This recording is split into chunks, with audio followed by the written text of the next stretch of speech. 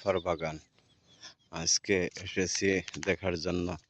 আপনারা দেখবেন যে সুন্দর ফল বাগানটি অনেক উঁচু এবং অনেক সুস্বাদু। এটা সিলেটি ভাষায় কয় হইলফা, এটা টক পাতা।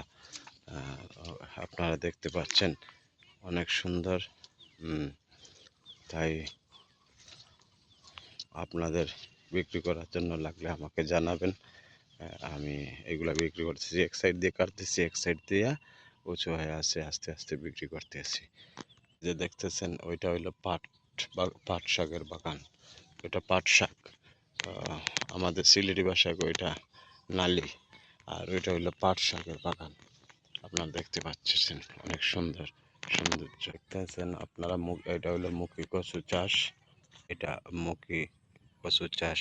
ওইখানে ধুন্দুল আছে, আপনারা দেখতে পাচ্ছেন। আর এটা হলো এই যে লাগানো হয়েছে, এটা হলো লাউ, পানি লাউয়ের রোপণ করা হয়েছে মাটির মধ্যে, বস্তার মধ্যে মাটি দিয়ে রোপণ করা হয়েছে। আপনারা দেখতে পাচ্ছেন এই যে সুন্দরভাবে পানি লাউ আজকে 1 সপ্তাহ হয়েছে।